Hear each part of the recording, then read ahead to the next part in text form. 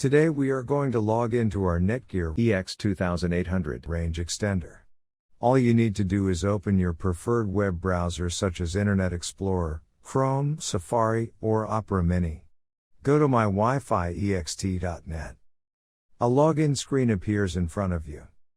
Now fill in your username and password that you had used during setting up your Netgear Range Extender device.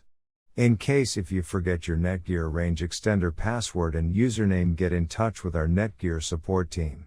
Note, the default password and username is admin. Once you are successfully logged into the site, then you can now do a variety of things such as firmware update, monitor network, and much more.